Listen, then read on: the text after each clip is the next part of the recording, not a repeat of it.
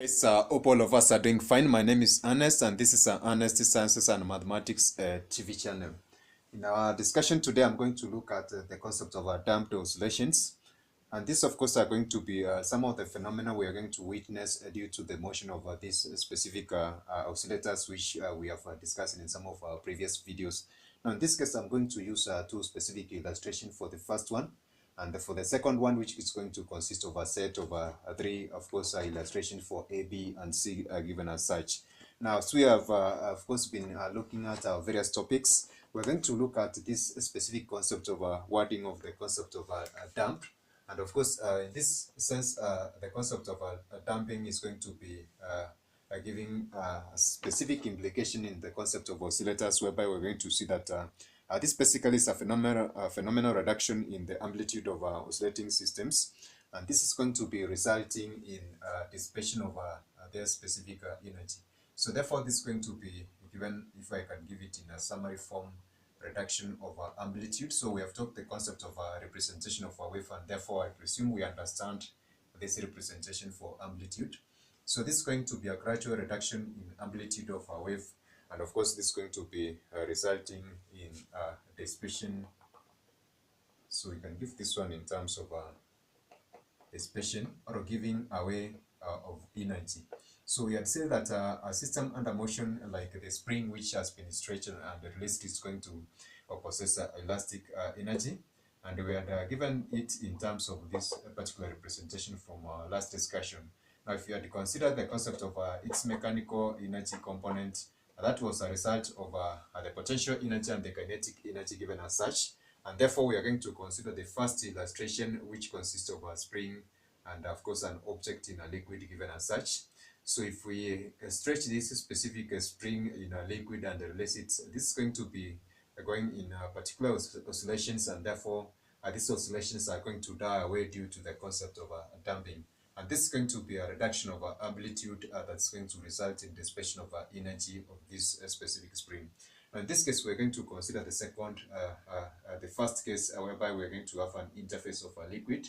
But for the second case, we're going to see that this is going to consist of a simple pendulum that's going to be released from its initial position. Let's have this one given as x, and therefore it's going to be, of course, swinging to that particularly final position, which we can give in terms of perhaps x final given as us. So in this case, the difference between the maximum, the minimum position, or the equilibrium position from this specific point, or rather this initial position to the final position, of course, is going to represent what we refer to as our amplitude, or rather, this is going to be representing the maximum displacement.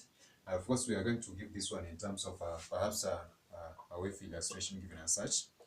So we're going to see that if the pendulum is going to start from its initial position, it's going to be going to the equilibrium position at that specific point. And of course, as it goes, it's going to complete its first cycle. And this is going to form what we refer to as a wavelength, if we consider this one to be a wave. So as time goes by, we're going to see that in both cases, this specific amplitude is going to be decreasing. So we're going to expect a characteristic wave that is going to start at a particular point and, of course, die away due to dissipation of energy. Now, there are several factors which are going to lead to this specific dissipation of energy, and one of them is going to be due to the concept of air resistance. So the dissipation of energy is going to result due to air resistance, or the damping effect is going to be resulting from air resistance being offered, especially for this simple pendulum. But if we consider the first illustration, this is going to be resulting from the physicosity of this specific liquid. This resistance to flow of this characteristic, which is going to be displayed by this specific liquid. And therefore, we're going to see that such a kind of a system are going to be dissipating away energy due to the, of course, this specific aspect of air resistance, and of course, the nature of this specific liquid which I've mentioned. Now, for the two cases, the motions are going to fail to be a simple harmonic motion, and therefore they are going to be regarded to as damped oscillations. Now, in this case, we're going to look at some of the graphical representations which we can give in terms of damped oscillations. And as we are going to see gradually for the two representations, the objects are going to stop vibrating or oscillating due to the resistance of the air, and of course due to the physicosity in the fluid, which I've mentioned for the first case. Now, the oscillations are going to be having some of the terminologies which we are going to come across in our subsequent discussions, whereby I'm going to have a set of four graphs which are going to assist us in trying to find a final representation for this particular concept of damped oscillations.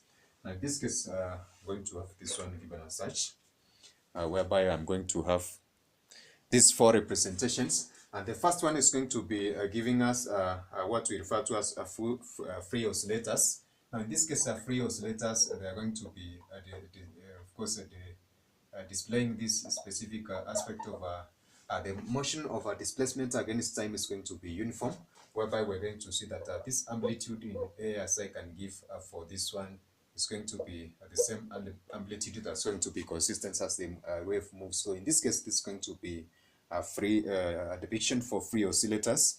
Now, for the second one, we're going to see that basically this amplitude, as I can give it as perhaps I can give it as A1 and A2 with respect to time. So we're going to see that A1 is basically greater than A2 given as such, and that's going to give us basically what's going to be happening with the time. So this is going to be slightly damped. So the first one is going to be for free oscillators, which is going to be freely oscillating without an aspect of this amplitude decreasing with that time. And the second one, the displacement with the time, we're going to see this amplitude dying out. So this is going to be regarded as a slightly damped given as such, or a slightly damped oscillation given as such. And for the one whereby we're going to see that the displacement against time is going to be dying away in that specific aspect. And these are going to be regarded as heavily damped oscillations. And the last one is going to be given as a critically damped oscillations. So in this case, we are going to have four scenarios for the free oscillators displaying this amplitude. There's no change in amplitude. There's a slight change in amplitude for slightly damped oscillations, and then there's heavily damped oscillations and the critically damped oscillations given in this specific case. So we're going to find one of the main applications of this specific aspect of oscillations, especially in motional devices such as shock absorbers. And that's going to be one of the specific applications that we're going to see, particularly for the last one, which we have mentioned for the critically damped, whereby this is going to find one of the major applications. So kindly check out description boxes for various links of other videos. Subscribe and engage us in the comment section, and also ring that notification bell for other updates on various topics in mathematics and sciences. So that is it for now, guys. Bye, God bless you. Catch us in our next video.